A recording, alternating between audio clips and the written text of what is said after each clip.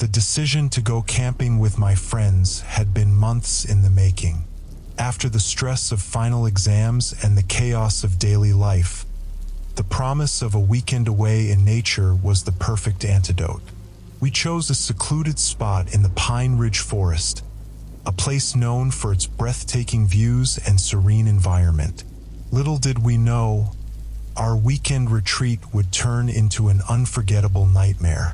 The drive to Pine Ridge was uneventful, the sun beginning to set as we approached the designated area.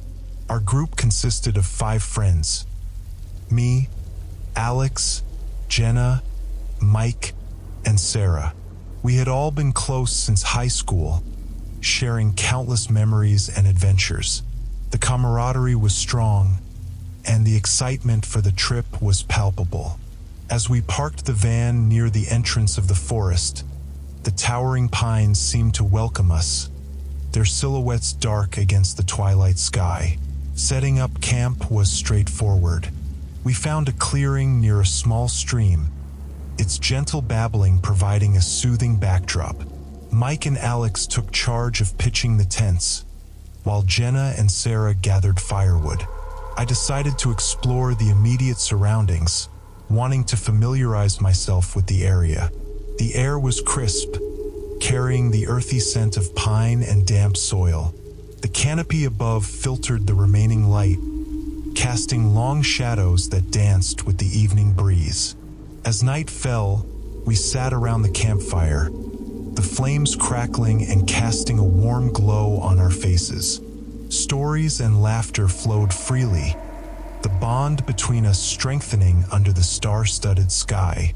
Jenna pulled out her guitar, strumming a few familiar chords that everyone sang along to. It felt perfect, until the first unsettling sounds began to emerge from the darkness.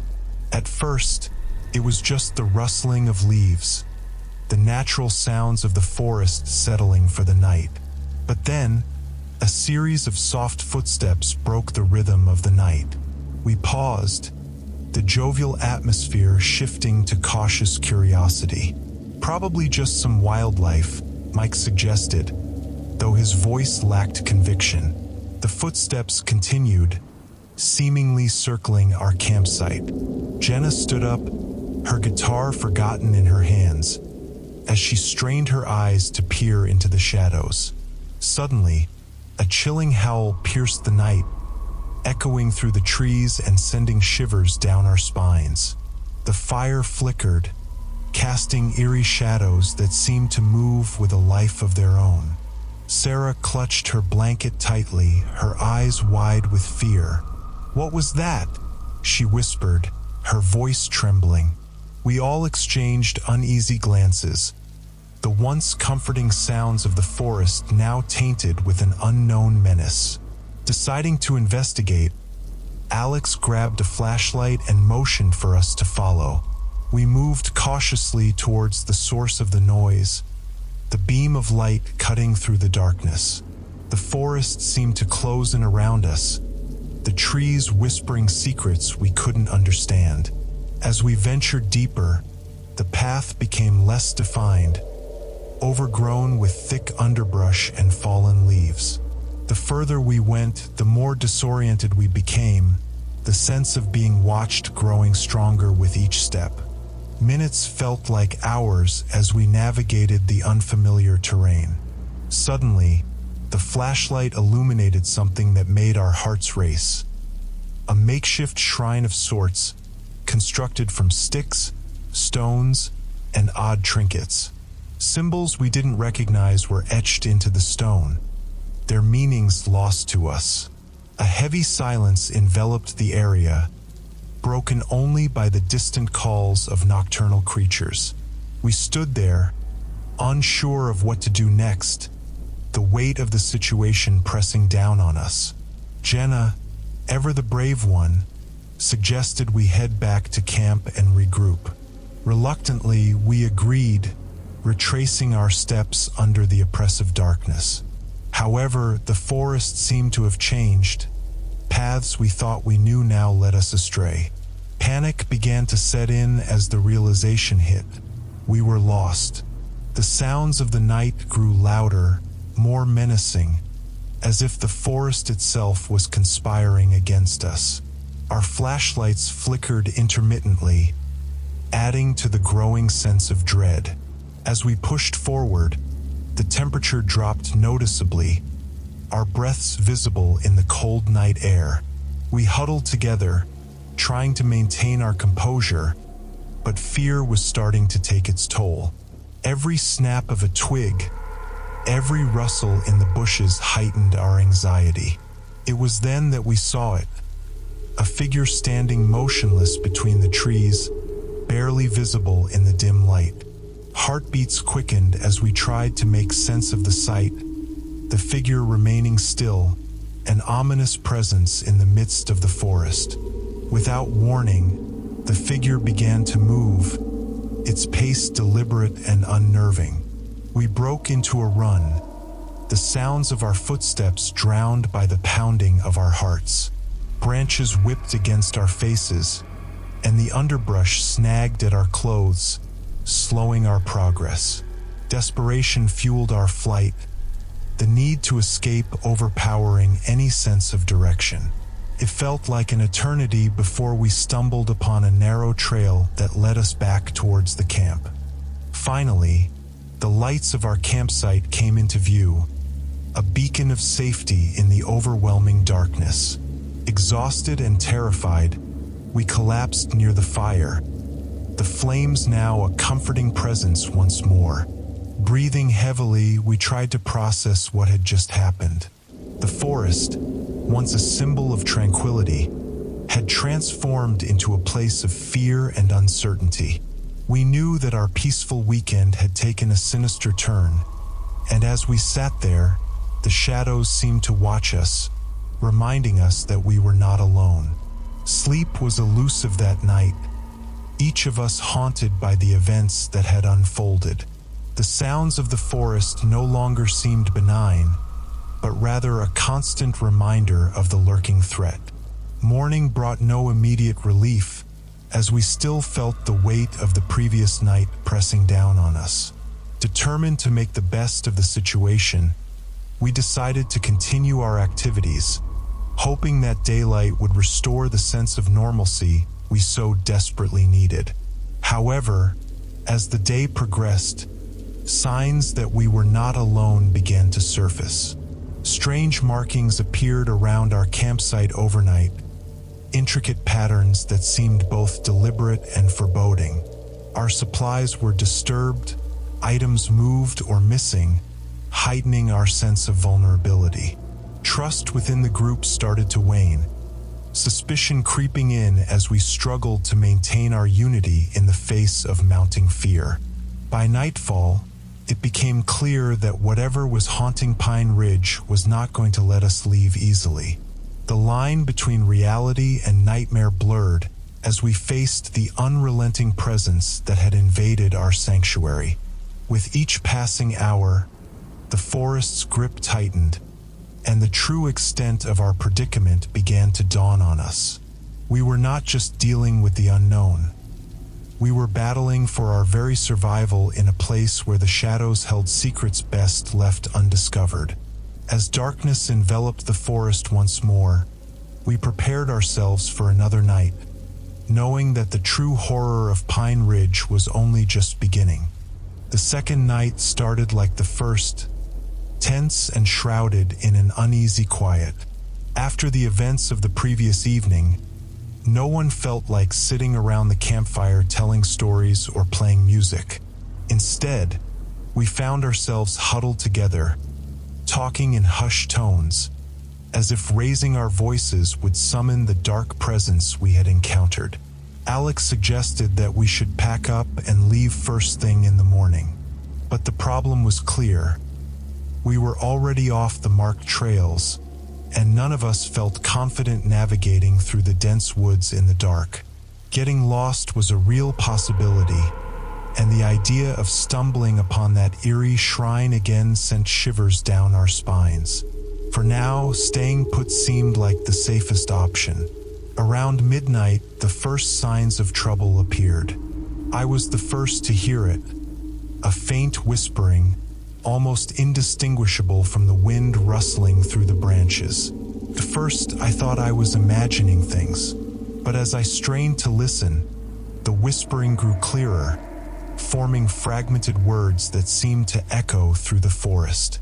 My heart raced as I glanced around the camp. Everyone else was still awake, their eyes darting around nervously. "Did you hear that?" Sarah whispered, her face pale in the dim light of the campfire.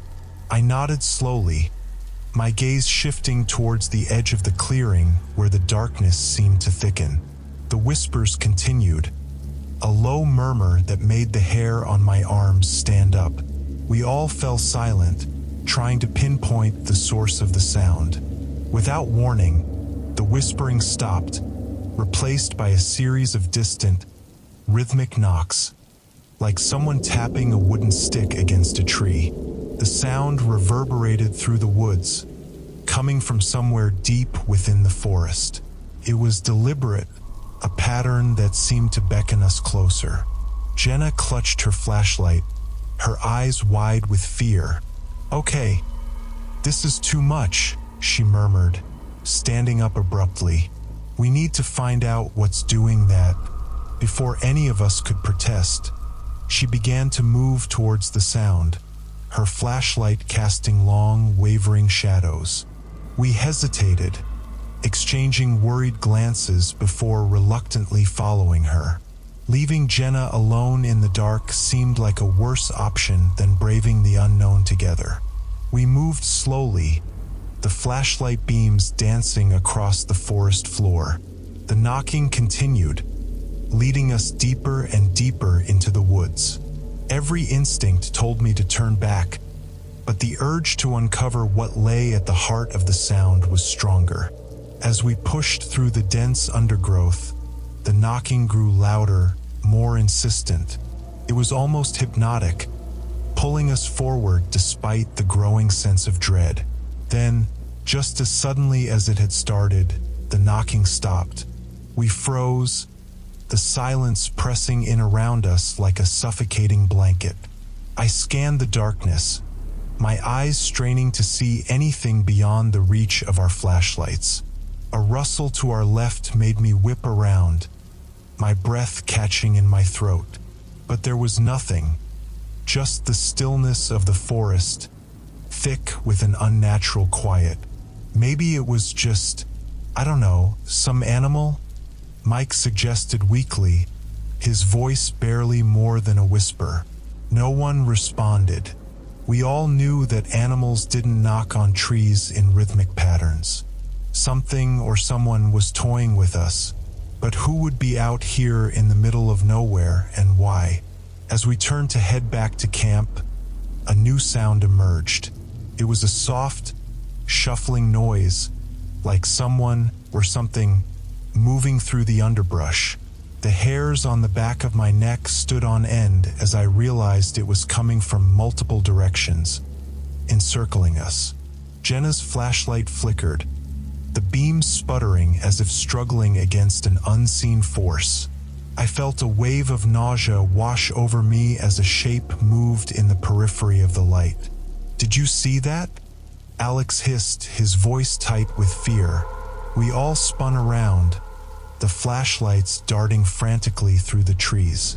I caught a glimpse of something, a tall figure, standing just beyond the reach of our lights. It was barely visible, a shadow within the shadows, watching us.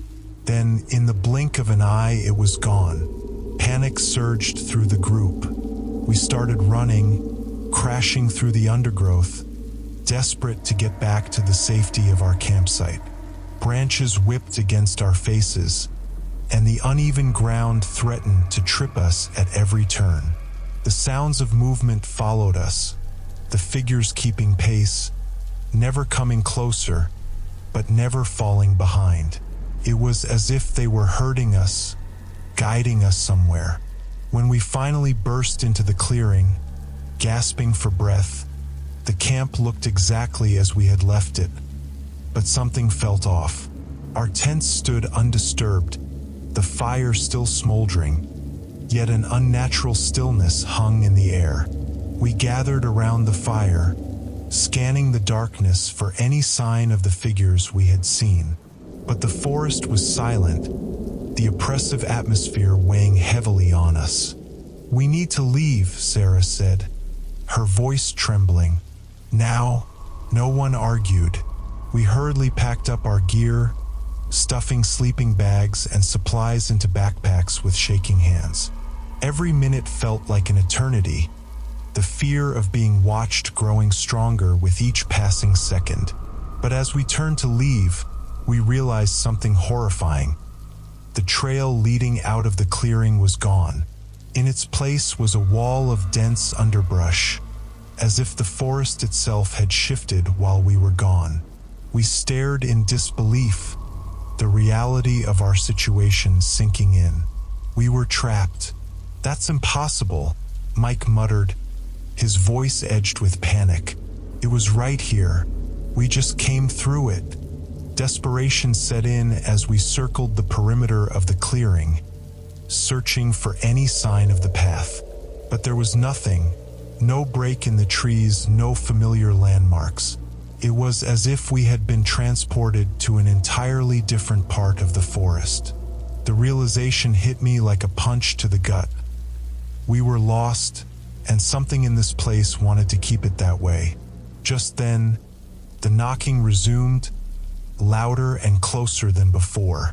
It echoed through the clearing, a rhythmic, mocking sound that seemed to come from every direction at once. My blood ran cold as I realized the truth. We were not just lost. We were being hunted. The knocking grew faster, more frantic, the tempo increasing until it sounded like a madman hammering against the trees.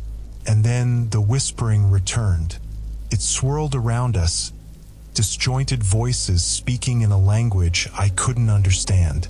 The shapes reappeared at the edge of the clearing, half hidden in the shadows, their forms shifting and indistinct. We backed up towards the center of the clearing, forming a tight circle, our flashlights flickering weakly. The figures moved closer, their outlines solidifying in the dim light. Tall and gaunt, with long bony limbs, they seemed to stretch unnaturally, their heads tilting at impossible angles as they watched us. My heart hammered in my chest, my mind racing. We needed to do something, anything, to break free from this nightmare. But as the figures began to close in, a chilling thought crossed my mind. Maybe we had already gone too far. Maybe there was no escape from whatever lurked in Pine Ridge. We were no longer visitors in this forest, we were prisoners. And the game had just begun. The figures didn't attack. They simply stood there, tall and unnaturally thin, their gaunt faces shrouded in shadow. The only movement came from the slow, deliberate tilting of their heads, as if they were observing us from angles that no human neck could achieve. Panic clawed at my chest, but I forced myself to breathe, my mind scrambling for a plan. "What do they want?" Jenna whispered, her voice barely audible. None of us had an answer. The creatures, or whatever they were, didn't seem to be in a hurry to do anything. They merely encircled us, blocking any chance of escape, their presence a silent warning. And then, as if responding to her question, the figures began to move. Slowly, they stepped back into the darkness, their forms merging with the shadows. It was like watching smoke dissipate into the night air. For a brief, hopeful moment, I thought they were leaving. But then I saw it, a shape emerging from where the figures had been. The shape was low to the ground, dragging itself forward with unnatural, jerking motions. As it crept into the light, I felt my stomach turn. It was a bundle of sticks and branches, crudely bound together in the shape of a human body. Its arms and legs were too long, too twisted, the head a hollow cavity where a face should be. It stopped just a few feet away, lying motionless on the ground like some grotesque offering. "What the hell is that?" Alex breathed, his flashlight fixed on the stick figure. None of us dared to move closer. And then, from deep within the woods, a voice rang out. A child's voice, high and sweet, singing in a sing-song tone. *1 for the woods, 1 for the bones, 1 for the one who walks alone. The voice echoed around us, seeming to come from nowhere and everywhere at once. I looked at my friends, their faces pale and drawn, and knew we were all thinking the same thing. We had to get out of here. But before we could take a step, the stick figure began to move. Its limbs jerked and twitched, the dry wood creaking as it slowly, impossibly, pushed itself upright. My breath caught in my throat as the thing stood, swaying unsteadily on its twisted legs. It turned its hollow head towards us, the empty cavity where its face should be staring blindly in our direction. Then, with a slow, deliberate motion, it lifted one stick-like arm and pointed towards the trees behind us. "No way," Mike whispered, backing up a step. "I'm not going in there." But it seemed we didn't have a choice. The stick figure pointed again, more insistently, the dry wood of its arm cracking with the movement. And then, as if to drive the message home, the figures in the woods began to close in once more, their silhouettes dark against the trees. "We need to go," I said, my voice shaking. "Now." We moved as a group, our flashlights trained on the stick figure as we skirted around it, our eyes darting between the shapes at the edge of the clearing. The stick figure didn't follow us. It simply lowered its arm and stood there, its head tilting to watch us pass. The whispering started up again as we entered the forest, low and sibilant, like a dozen voices murmuring just out of earshot. The trail was gone, there was no question about that now. The forest had closed around us, trapping us in a labyrinth of trees and shadows.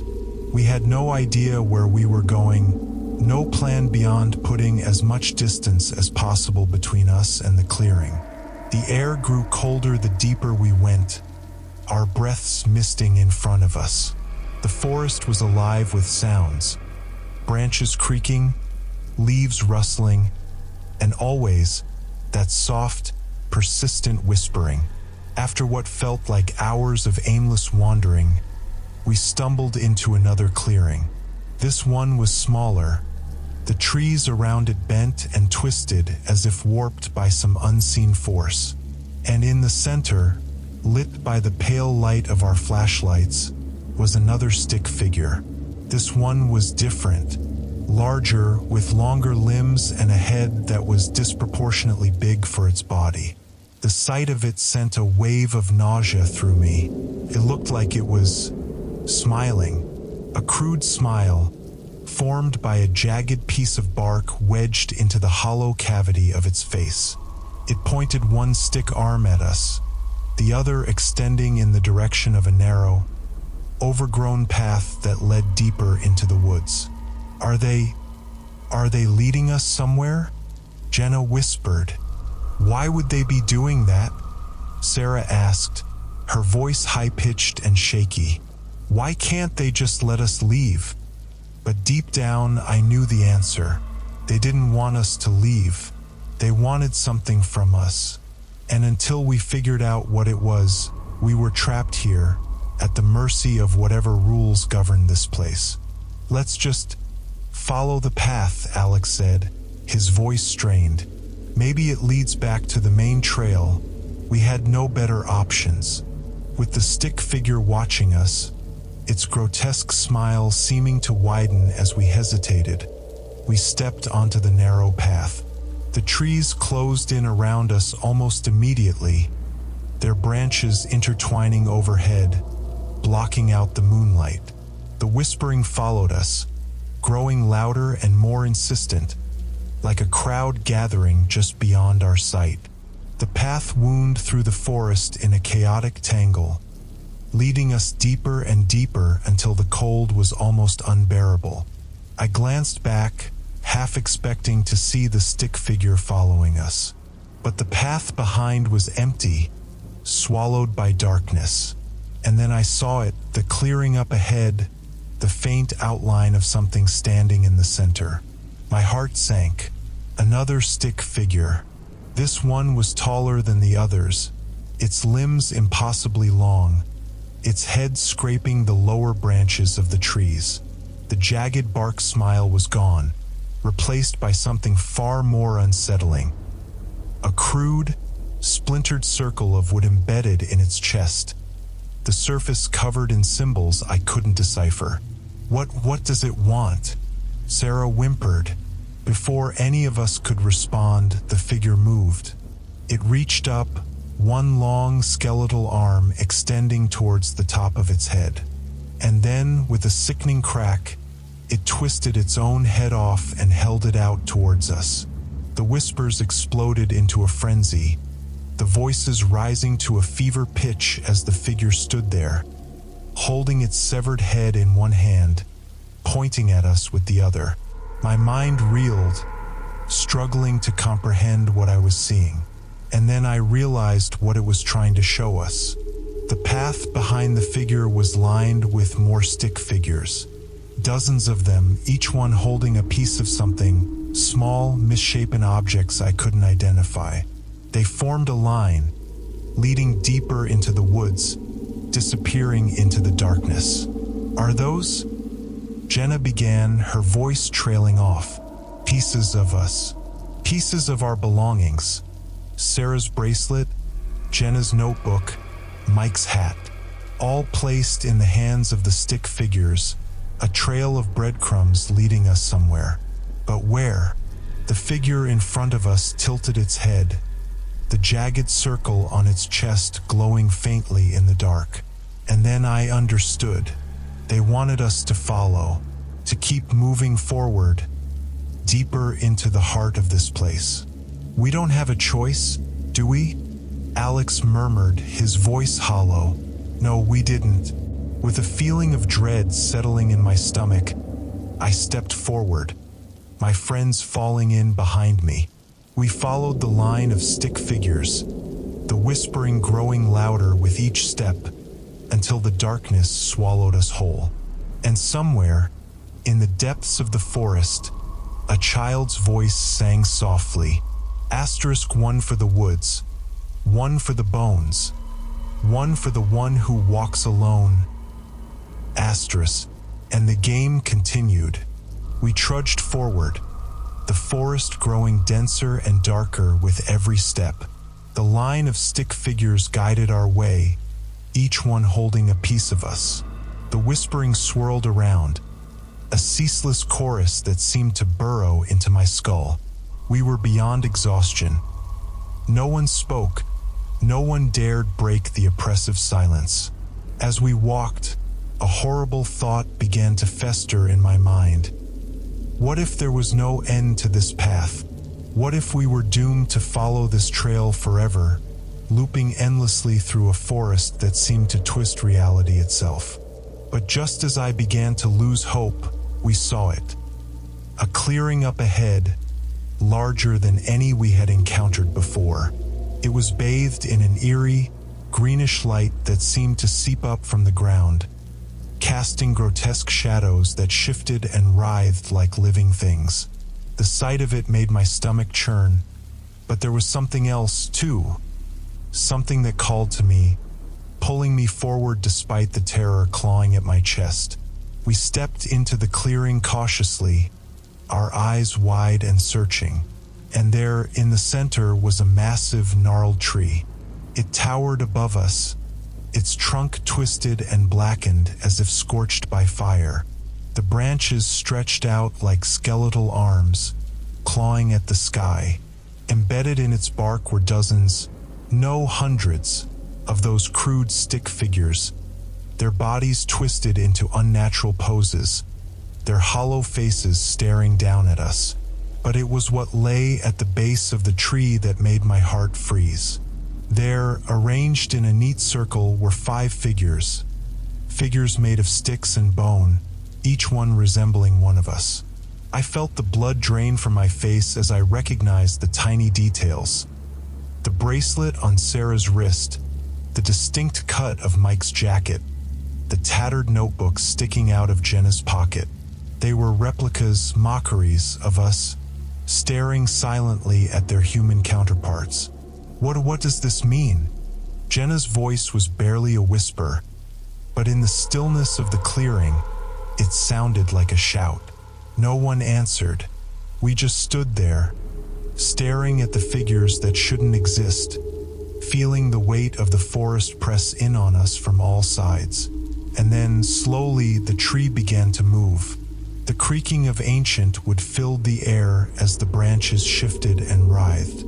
I took a step back, my pulse pounding in my ears. A hollow, grinding sound echoed from deep within the trunk, and a large opening appeared at the base of the tree, gaping like a mouth. The sight of it sent a primal jolt of fear through me, but I couldn't look away. Something was emerging, something large and hunched, its form obscured by shadows. It stepped into the light, and I felt my sanity fray at the edges. The creature was tall and impossibly thin, its limbs long and spindly like the branches of a dead tree. Its body was wrapped in the same twisted wood and bone that made up the stick figures, but its face, if it could be called a face, was a grotesque mask of human features crudely carved into the bark. Hollow eyes stared at us, and a jagged, toothy grin split its face from ear to ear. It raised one skeletal arm, pointing at us with a clawed finger. Then, in a voice like the rustling of dead leaves, it spoke. *1 for the woods. *, the creature intoned, its grin widening. *1 for the bones. 1 for the one who walks alone. With every word, the whispering around us grew louder, the figures in the tree seeming to shift and shudder in time with the chant. I glanced at my friends, their faces pale and stricken.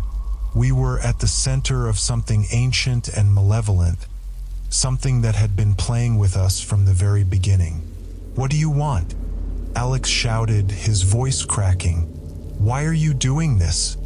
The creature tilted its head, considering us with those empty, hollow eyes. And then it stepped aside, revealing something that made my blood run cold. A second set of stick figures, smaller and more crudely made, lying at the base of the tree. 5 new figures, 1 for each of us. "No," I breathed, shaking my head. "No, this can't be happening." The creature didn't respond. It merely pointed to the figures at our feet, then to the new ones it had brought out. The meaning was clear. We had to choose. One of us had to stay, had to become a part of this twisted forest so the others could go free. "No," Sarah sobbed, backing away. "No, we can't. We don't have a choice," Mike whispered, his eyes wide with terror. "If we don't choose, none of us are getting out of here." Panic erupted. We argued, pleaded, cried. But the truth was undeniable. We were trapped, and the only way to escape was to sacrifice one of our own. I felt my heart breaking as I looked at my friends, people I had known and loved for years, each one a part of me. How could we possibly choose? But then, a strange calm settled over me. The creature's grin never wavered, its hollow eyes fixed on us. This was what it had wanted all along, to break us, to force us to betray each other. I looked at the figures again, then back at my friends. There was only one way out of this that wouldn't leave us scarred forever.